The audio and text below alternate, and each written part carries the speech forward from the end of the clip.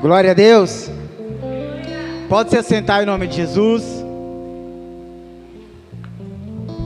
Amém. Vocês estão felizes? Glória a Deus. Irmãos, hoje você tem noção que só falta 2 meses para acabar o ano, irmãos? Como passa rápido, né? Como passa rápido, como passa voando. E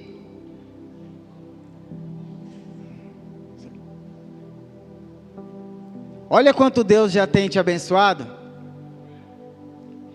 Olha quanto Deus já tem feito você prosperar. Será que você pode dar uma linda salva de palmas para o Senhor e falar: Ebenezer, Ebenezer, até aqui nos sustentou o Senhor.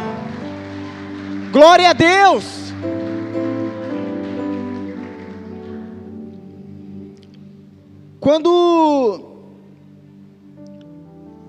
Às vezes nós paramos um pouco, às vezes eu paro um pouco e falo: meu Deus, né? O quanto nós já avançamos, né?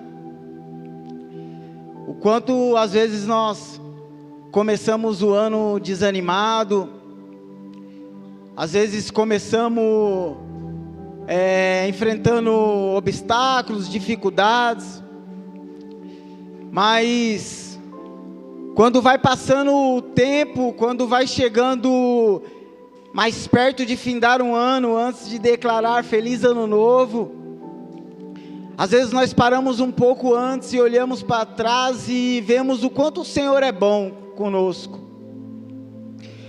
o quanto o Senhor tem nos feito caminhar e triunfar na presença dEle. É maravilhoso a presença do Senhor, amém? Glória a Deus. Eu gostaria de que você abrisse sua Bíblia comigo. Quero compartilhar algo que o Senhor tem colocado ao meu coração. Tive orando, falando com Deus esses dias, e o Senhor, Ele é maravilhoso em todos os seus detalhes, amém? Abre lá o livro de Números. Vamos ser rápido, que o nosso tempo é curto, de quinta-feira. Livro de Números, capítulo 17, capítulo 13, nós vamos ler alguns versos.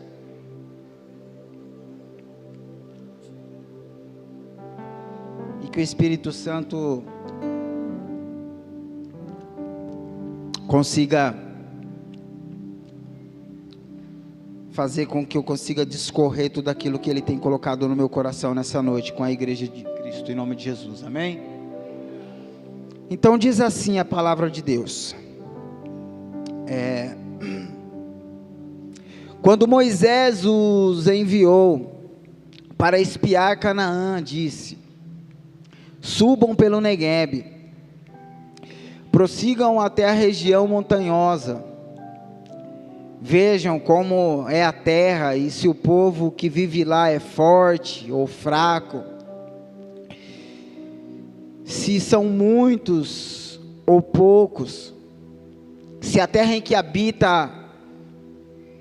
habitam é boa ou ruim, se as cidades em que vivem são cidades sem muros ou fortificadas, se o solo é fértil ou pobre, se existe ali árvores ou não. Sejam corajosos, tragam alguns frutos da terra. Era a época do início da colheita das uvas. Eles subiram e espiaram a terra, desde o deserto de Zim até Reob, na direção de Lebo-Hamate. Subiram do Neguebe e chegaram a Hebrom. onde viviam Aimã, Sesai, Tamai, descendentes de Anak. Ora, Hebrom havia sido construída 7 anos antes de Zoan, no Egito. Quando chegaram ao vale de Escol, cortaram um ramo do qual pendia um único cacho de uvas. 2 deles carregaram o cacho, penduraram em uma vara, colheram também romãs e figos. Aquele lugar foi chamado de Vale de Escol por causa dos cachos de uvas que os israelitas cortaram ali. Ao fim de 40 dias, eles voltaram da espionagem daquela terra. Eles retornaram a Moisés, a Arão e a toda a comunidade de Israel em Cádiz, no deserto de Parã, onde prestaram relatório a eles e a toda a comunidade de Israel. E lhes mostraram os frutos da terra. Deram o seguinte relatório a Moisés: entramos na terra a qual tu nos enviaste, onde flui leite e mel. Aqui estão alguns frutos dela. Contudo, o povo que lá vive é poderoso, e as cidades são fortificadas e muito grandes. Também vimos os anaquins, os amalequitas vivem no Neguebe, os hititas, os jebuseus, os amorreus vivem na região montanhosa, os cananeus vivem perto do mar e junto ao Jordão. Então Calebe fez o povo calar-se diante de Moisés e disse: subamos e tomamos posse da terra, porque certamente conseguiríamos fazer isso. E você dá glória a Deus, amém? Esses dias, nós estávamos ali no Papo de Homem e saiu um pouco a respeito dessa passagem, e foi algo que muito me marcou. Foi algo que muito ministrou o meu coração.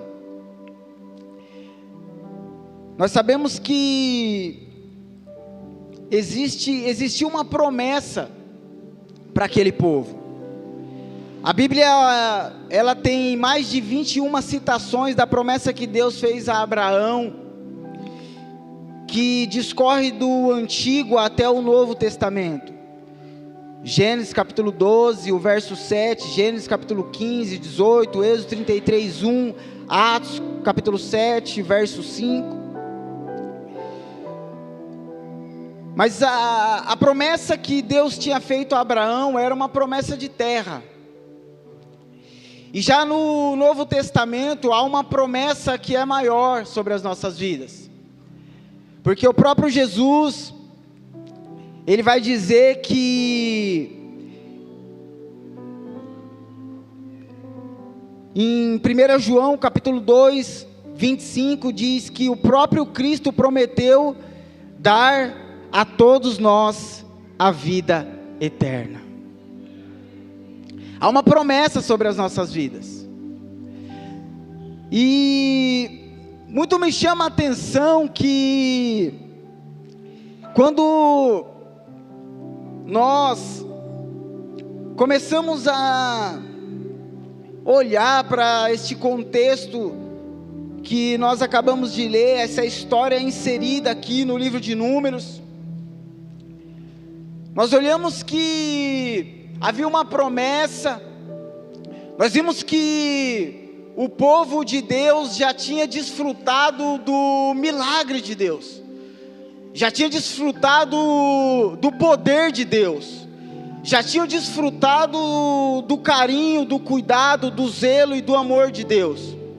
Aquele povo que andou no deserto, que comia do maná, que experimentou ali a coluna de fogo, experimentou coisas extraordinárias em meio a esse cenário a qual nós fizemos menção e conhecemos muito bem, porque a história de Moisés é algo que ela se tornou conhecida, e ela é conhecida porque até as novelas, as redes de televisão, elas falam da história de Moisés, porque é algo maravilhoso, é algo que você pode desfrutar do amor, do cuidado, do zelo e do carinho, porque só um Deus que ama, um Deus que cuida, um Deus que zela, um Deus que faz promessa, mas também que cumpre promessa, porque havia uma promessa que Deus tinha feito a Abraão, e aquele povo passaria por algum tempo cativo, mas Deus ele levantaria alguém para resgatar aquele povo, e prove Deus levantar Moisés, para que aquele povo fosse tirado da terra, da escravidão, tirado da terra aonde eles eram obrigados a trabalhar forçado, se bem que no começo eles tinham até certa regalia, mas a Bíblia diz que com o passar do tempo, aquele povo começou a ser oprimido, aquele povo começou a ser maltratado, começou a trabalhar 10 vezes mais daquilo que eles faziam, e aquele povo estava cansado, e Deus ele sabe quando nós estamos cansados, Deus sabe a hora certa de se levantar ao meu, ao teu, ao nosso favor, porque Ele não dorme, não cochila, Ele é o guarda de Israel, amém, irmãos? Deus sabe a hora certa de chegar, Deus sabe a hora certa de operar nas nossas vidas. Olha você, olha eu, Deus soube chegar no momento certo da minha vida, no momento que eu era escravo, prisioneiro da droga, prisionado no pecado, morto, e o Senhor trouxe vida e vida abundância, e eu creio que muitas pessoas aqui, que estão aqui nessa noite, também desfrutaram desse amor de Deus, o amor que resgata do pecado, que cuida, que limpa e que restaura, porque Ele é bom. E o teu amor dura para sempre, e a eternidade, porque Ele é imutável, irmãos. E o interessante é que o povo tinha desfrutado de tudo isso na presença de Deus. Não vou conseguir me ater totalmente do texto, mas que nós possamos entender que Deus ele levanta Moisés, e Moisés ele seleciona ali 12 homens para que pudessem espiar a terra. Fato é que no meio desses 12 homens que vão ali espiar a terra, 2 pessoas se destacam no meio deles. 2 pessoas elas se destacam no meio daqueles homens. E algumas características que me atraem e chamam muito a atenção nesses homens. Uma das características que eu pude me ater no texto é como temos olhado para os momentos de dificuldade. Segundo, como temos lidado com as nossas emoções mediante a fé implantada em nós. Terceiro ponto, como temos olhado para a promessa de vida eterna, sabemos que temos que perseverar. São 3 pontos que são cruciais para que nós possamos entender aquilo que Deus quer falar através dessa mensagem, irmãos. Porque aqueles homens, eles são enviados ali por Moisés. Aqueles homens chegam àquele lugar, andam por vales, andam por lugares desertos, não vão por um caminho bom, mas vão por um caminho muito difícil. Eu pude estudar um pouco a geografia do caminho, aonde eles trilharam, aonde eles passaram, e era um caminho muito difícil, não era o caminho melhor, porque tinha um caminho melhor, mas aqueles homens foram por um caminho difícil, e aqueles homens chegaram ao destino, e quando eles chegaram ao destino, eles puderam observar, que a promessa de Deus realmente era uma promessa boa, Porque eles falam no texto, o texto é rico e com clareza diz que a terra emana leite e mel. Que a terra tinha frutos, irmãos, e não era frutos comuns não, igual nós estamos acostumados a ver, aquele pacotinho que vende no supermercado, né, de uva, né, geralmente a gente compra aquela caixinha, né, aquela caixinha, se você observar, ela vem mais ou menos uns 4 cachinhos ali dentro. Mas a Bíblia diz que a terra a qual esses homens chegaram, os cachos de uvas eram tão grandes, que precisaram de 2 homens para carregar, irmãos. Sendo uma vara arqueada no ombro do outro e o cacho no meio. Você sabe por quê? Porque quando você chega no destino, quando você chega rumo àquilo que Deus tem para você, pode descansar o teu coração, sabe por quê? O caminho pode ter sido difícil, a estrada pode ter sido dura, mas a promessa ela é boa. A promessa é boa. Olha aí, quando nós começamos a nossa caminhada, nós questionamos ao Senhor muitas das vezes: Senhor, por que a solidão? Por que me desampararam? Muitas pessoas que começou a caminhada já não estão mais comigo. Quantas pessoas enfrentam retaliações que não conseguem nem se colocar de pé, dores no corpo, emocional, psicológico, sentimental, mas quando perseveram, mas quando não desiste, mas quando persiste, mas quando não abaixa a cabeça para o problema, coloca o Senhor no centro, Deus dá vitória, te cura, te salva, te restaura, para que você possa ser bênção e canal para outras pessoas.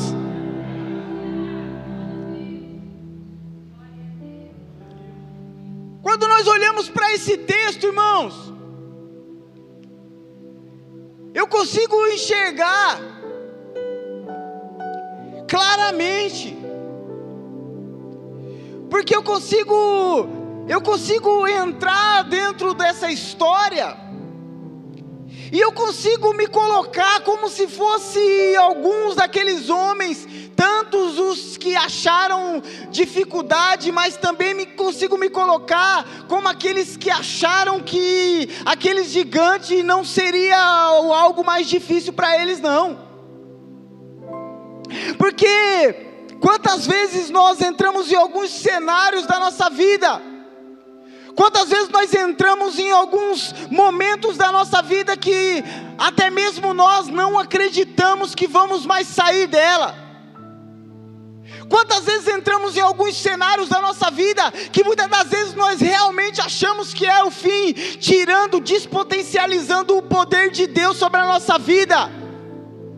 Quantas vezes nós mesmos decretamos a falência dentro de nós, porque as contas não fecham. Quantas vezes nós decretamos a tristeza porque algo não deu errado sentimentalmente falando. Quantas vezes nós criticamos porque achamos que não vamos conseguir nos livrar, não vamos conseguir vencer, mas o Senhor te trouxe aqui nessa noite para te dizer: ei, mantenha os olhos firmes em mim, olha para mim, se eu te prometi eu vou fazer. A Bíblia diz que operando Deus, quem impedirá? Ninguém impedirá o agir, o poder, o mover de Deus na tua vida. Ninguém poderá.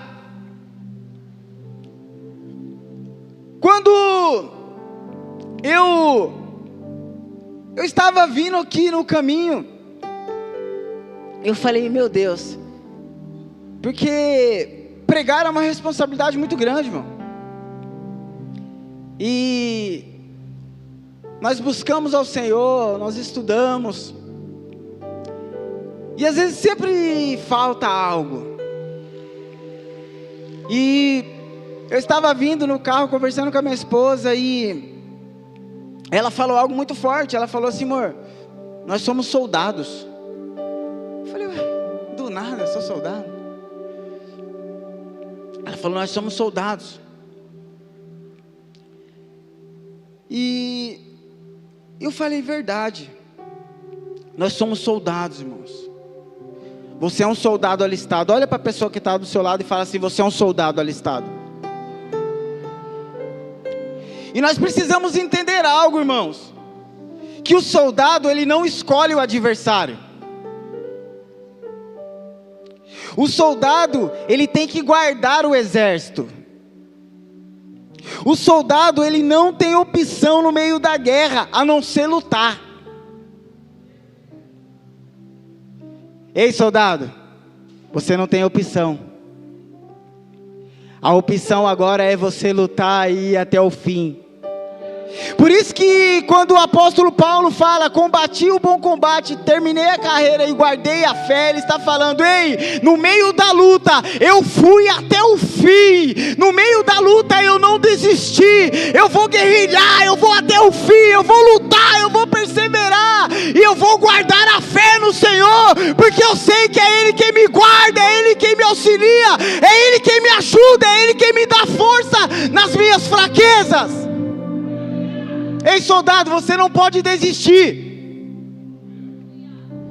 Você não pode desistir, porque talvez você está olhando para um cenário e o gigante é grande demais. Eu não sei o cenário que você está vivendo. Talvez o cenário que você esteja vivendo agora é um momento de escassez financeira, e esse seja o seu maior gigante. Talvez o cenário que você está vivendo agora é um momento sentimental, emocional que está abalado, e esse é o seu gigante. Talvez o momento que você esteja vivendo agora é um momento que você está vendo a sua família se perder, e esse é o seu gigante. Eu não sei qual que é o cenário que você se encaixa. Talvez não seja nenhum desses cenários. Mas eu quero dizer algo para você nessa noite, ei, não se preocupa, no meio desse vale Deus vai te dar as armas certas. Sabe o que é isso? Deus está colocando pedra no teu alforje, e você vai derrubar esse gigante que tem se levantado contra a tua vida, contra a tua casa, contra o teu ministério.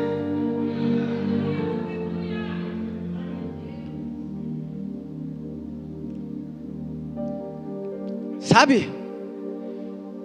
Eu fico impressionado, irmãos, porque Jesus ele nos conhece, irmão Ângelo. Jesus ele conhece o potencial de cada um aqui, irmãos. Jesus conhece o potencial de cada um aqui. E Jesus sabe os momentos que você está passando.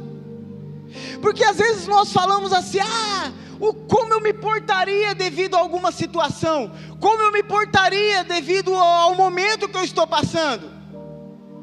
Mas o maior exemplo que nós temos como se portar diante das situações difíceis da vida, Jesus. Mateus capítulo 14, o verso 13 em diante, ele está falando ali da morte de João Batista. Nós sabemos que havia uma ligação muito forte entre João Batista e Jesus. Havia uma ligação ministerial, havia uma ligação de parentesco, de um grau parentesco.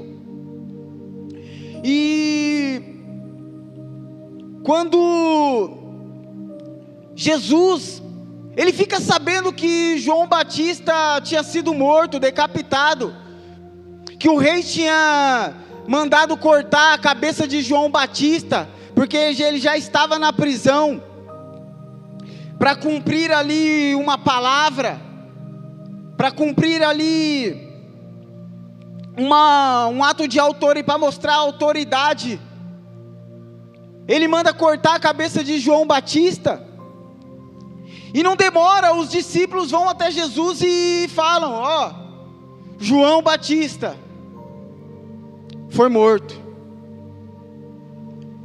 João Batista, aquele que veio pregando o arrependimento, aquele que veio abrindo o caminho, aquele que era humilde, que chegou a ponto de falar, ei,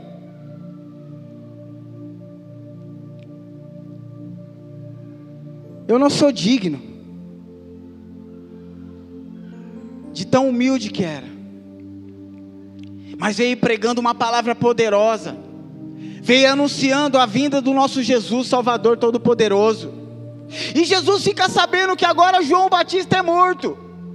E a Bíblia diz que quando Jesus ficou sabendo que João Batista ele estava morto, a Bíblia diz que Jesus ele se retirou porque ele ficou triste, porque ele ficou abatido, mexeu com o emocional dele, mexeu com a estrutura dele, porque ele ficou abatido e ele se retira. E diz a Bíblia que ele vai pelo mar e uma multidão vai por terra acompanhando ele. E quando ele chega ao destino, lá estava uma multidão. E o que Jesus fez? Ele viu que a multidão o seguia e que não dava mais para a multidão retornar ao caminho sem sofrer dano algum. Ele pega e faz a multiplicação dos pães e peixes. Por que eu estou falando isso? Porque você, soldado, até mesmo com dor, até mesmo machucado, ferido, magoado, você ainda serve de alimento para alguém. Até mesmo ferido, magoado, triste, abatido, você ainda serve de alimento para alguém que está olhando para você. Você sabe por que muitas pessoas não desistiram ainda? Porque elas olham para você, enfrentando essa luta, após luta, após luta, após luta, dia após dia, e você permanece de pé, não desiste, porque você entendeu que o soldado não tem opção, a não ser guerrear e ir até o fim.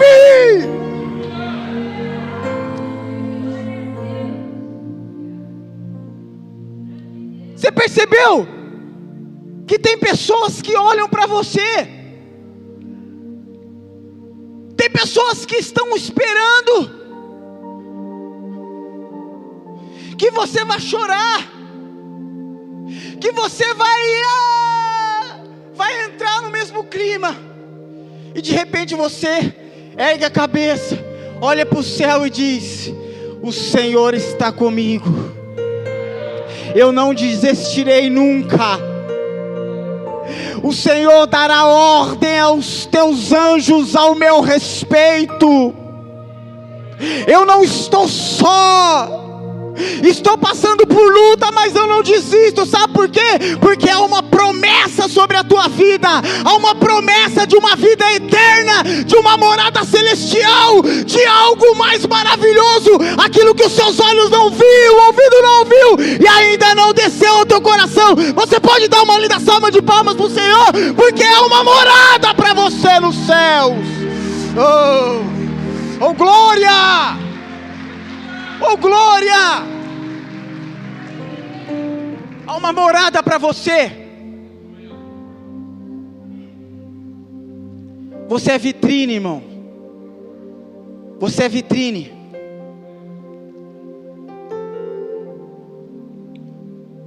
Porque quando eu olho, irmãos, sabe, eu falo, meu Deus, como Deus, Ele, só Deus para nos dar força. Esses dias, estava eu e minha esposa ali, temos um vizinho, que eles são cristãos, e eles têm um filho especial. Ele tem um filho especial e ele tem uns 30 anos de idade, uns 30 por aí, né, amor? Uns 30 anos de idade, e ele não anda, ele só grita, e a casa dele é umas 3 casas da minha casa de dentro eu escuto os gritos. Uau, mas é um grito, é um grito, e ele estava falando, e ele já é um senhor, e ela também é uma senhora. E ele estava falando, ô irmão, poxa vida, como é difícil. Tem dias que eu penso em morrer, ele falou. Porque você não pode descuidar que ele come as próprias fezes, irmãos. Ele não tem, sabe, é uma criança especial. E ele falou que vira e mexe tem que chegar, porque quando não chega ele já está se alimentando das fezes. E ele falou: você não sabe quanto que é difícil, tem dias que não, eu pergunto: Deus, por quê? Por que, Senhor, eu passo por isso? Mas eu imagino que a maior preocupação dele não é ele ter entregado a vida para cuidar de alguém que Deus confiou na mão dele, porque os nossos filhos são herança do Senhor, amém, irmãos? Esse filho, o Senhor te entregou na tua mão, para que você possa dar destino, cuidar dele, amém? Mas eu entendo que a maior preocupação dele é porque ele já está num estado de velhice, e o que será dessa criança, desse homem? E na hora que ele falou aquilo para mim, eu parei por um segundo, eu senti a dor dele, eu senti o que ele estava sentindo naquele momento,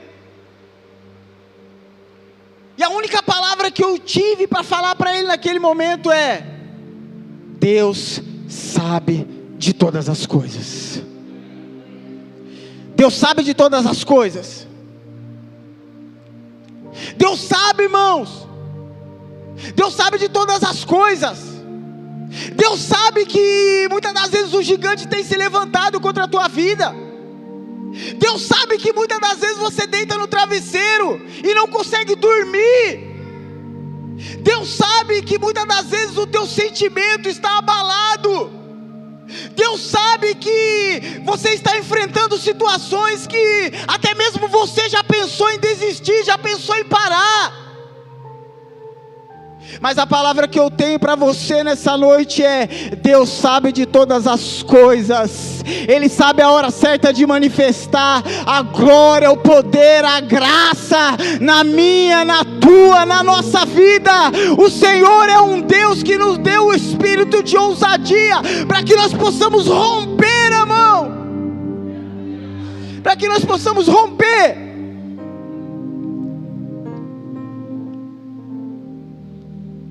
Para que nós possamos romper. Porque às vezes, numa situação como essa, como nós nos portaríamos?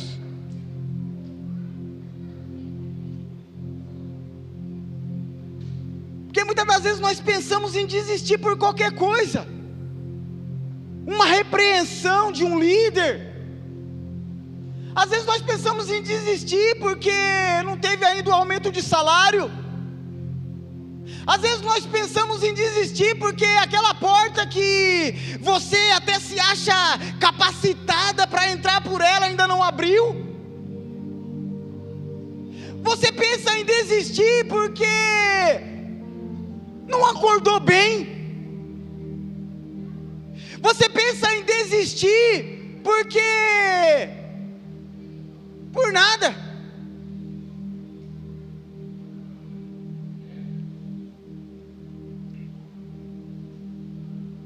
Se eu perguntar aqui para algumas pessoas, quantas vezes você já pensou em desistir de algo ainda este ano?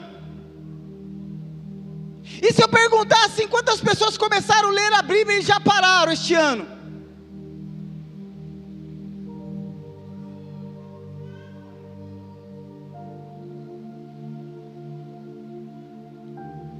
Quantas portas que Deus já abriu para você este ano e você não entrou por elas?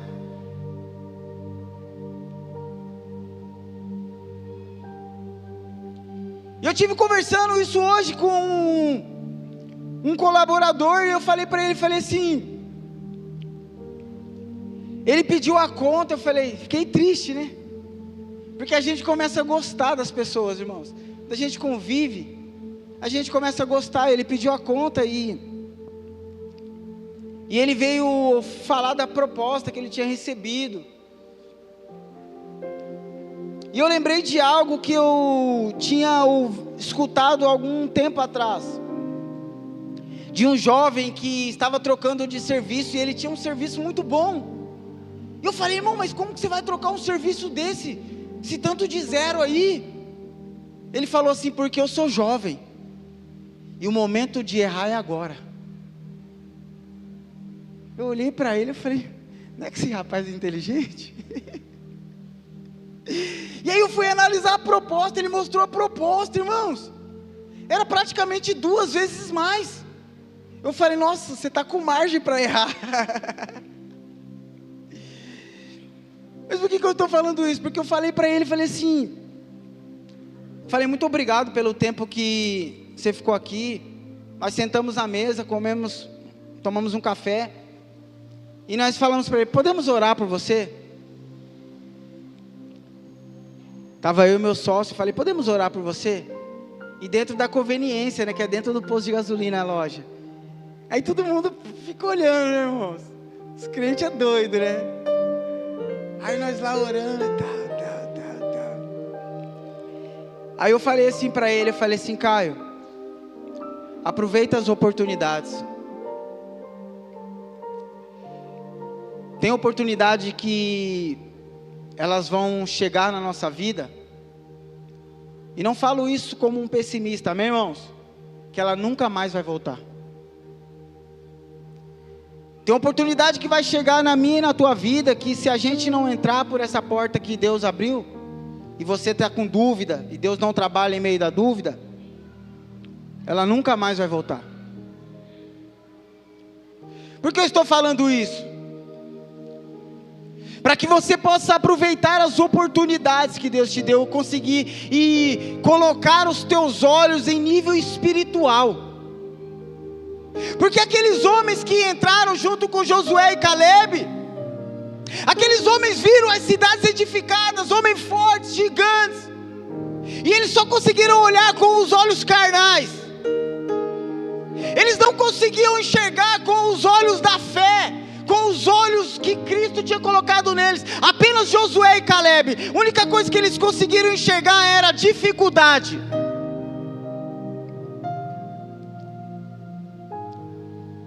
Por que eu estou falando isso? Porque como pode pessoas que viram o milagre, viveram, desfrutaram do milagre, agora vê gigantes, cidades edificadas, fortificadas, e temer, deixando de crer que o Deus que tiraram eles com mão forte do Egito, iam levar eles para a terra da promessa?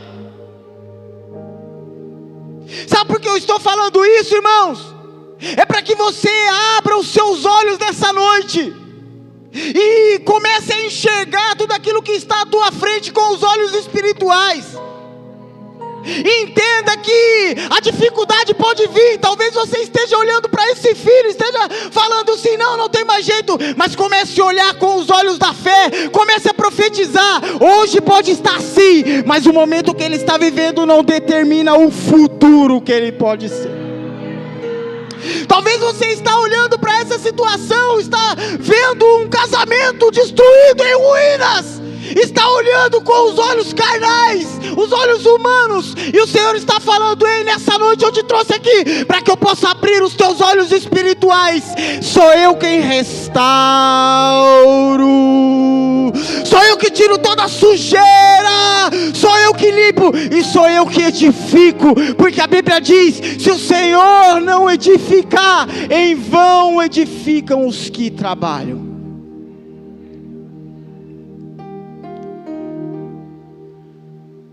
O Senhor te trouxe aqui nessa noite, irmãos, para ministrar algo ao teu coração,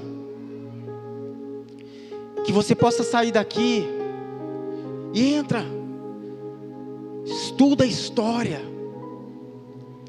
É lindo ver o que Deus fez através da vida deles. 2 homens que entraram em um lugar de dificuldade, mas não conseguiram enxergar a dificuldade, porque os olhos estavam em Deus que fez a promessa. A história de Caleb é uma das histórias mais intrigantes na Bíblia. Eu amo.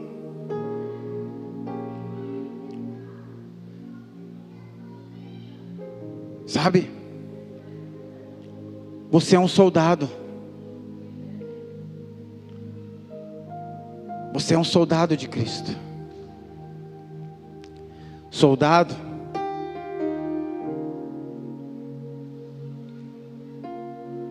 ou luta ou luta. Porque o Senhor vai te fazer triunfar em nome de Jesus. Eu gostaria que o ministério de louvor soubesse aqui em cima. Nosso horário voa.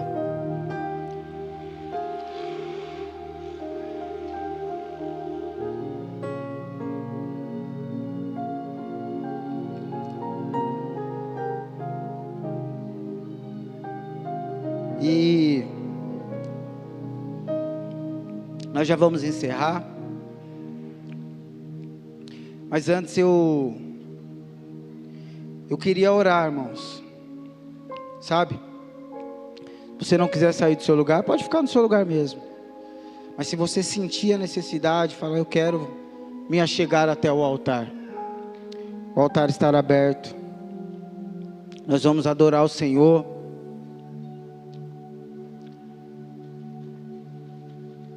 Eu quero orar para que Deus possa abrir os teus olhos espirituais nessa noite.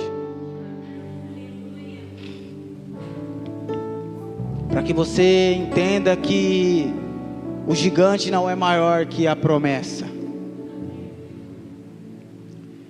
Para que você entenda que a dificuldade não é maior que o seu Deus.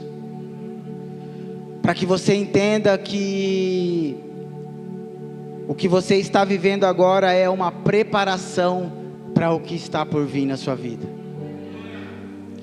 Porque Josué e Caleb,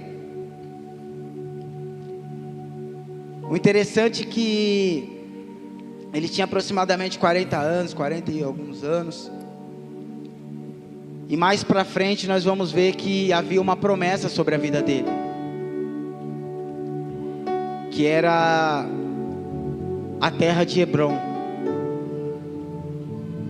Mas agora ele já não estava mais com aproximadamente 40, 45 anos. Agora ele era já um idoso, ele estava ali na casa dos 80, 85 anos. E aos 80, 85 anos, é um momento que a gente não quer mais saber de guerra, irmãos. É um momento que a gente quer, não é? Você aí que está fazendo planejamento para o futuro. Eu sei que você tem falado, ó, estou fazendo aqui o meu caixinha, estou depositando ali, estou fazendo isso aqui, né? A gente costuma falar, estou arrumando o meio campo. Para que quando eu tenha ali uma certa idade, eu possa desfrutar. Para que eu não fique mais correndo atrás, sabe? Daquilo que era para me ter conquistado há muito tempo atrás. Todo mundo faz esse planejamento e é necessário, amém, irmãos? Se planeje. Se planeja para desfrutar. Um momento, família, sabe? Um momento de fazer aquilo que você gosta, aquilo que você quer. É santo, estou dentro.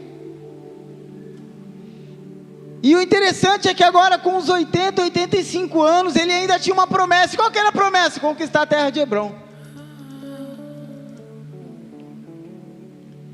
Só que tinha um detalhe. Ainda habitava lá os gigantes, irmãos.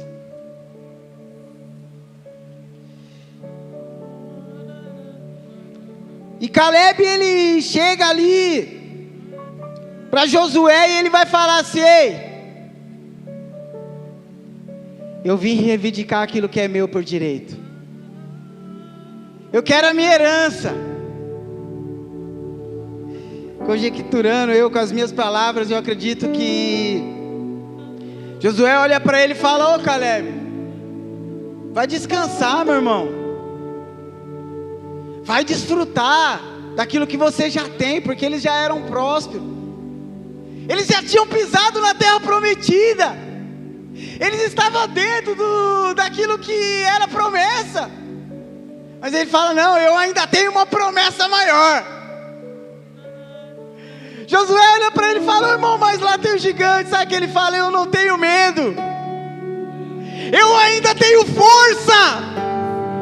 Porque assim como eu estava com 40 anos atrás, eu ainda estou hoje. Por quê? Porque ele tinha certeza de que quem tinha feito a promessa era fiel para entregar nas mãos dele. Talvez você chegou aqui desanimado essa noite, irmão. Sabe, querendo desistir da promessa da vida eterna. Casa, carro, vida financeira estável, isso daí faz parte de uma consequência, resultado de uma vida íntegra. Quando você coloca tudo diante do Senhor, tudo sai é resultado. Amém? Mas a promessa é a vida eterna. A promessa, irmão, é maior do que aquilo que você pode imaginar. Você não precisa pôr gasolina na promessa.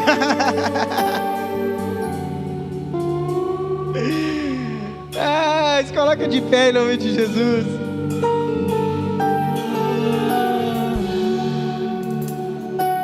Feche os seus olhos, coloca a mão no seu coração.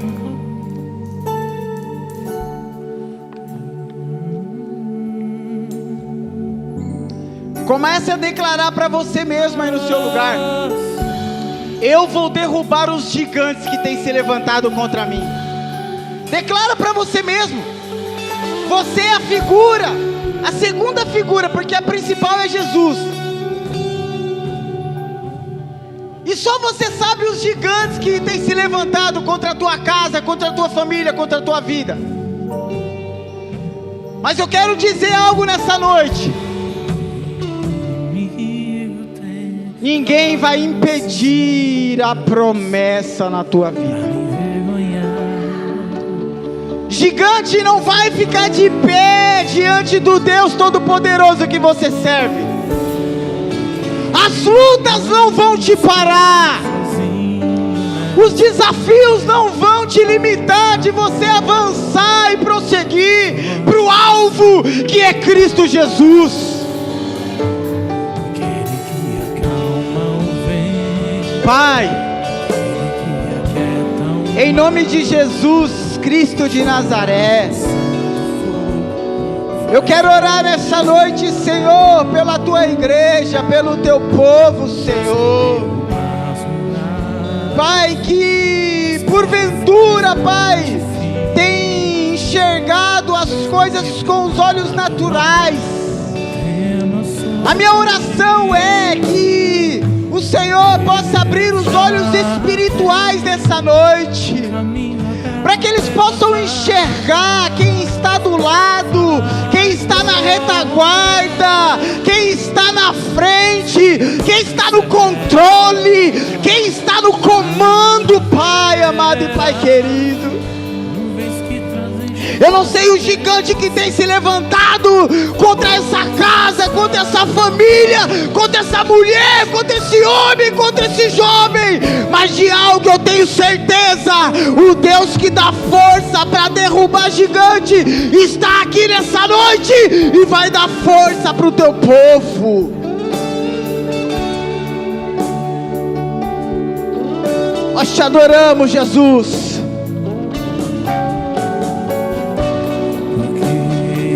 Nos dá força para perseverar rumo à promessa da vida eterna, Pai. Aquele que acalma o vento, aquele que aquieta o mar, que tira a força do fogo, faz o leão jejuar.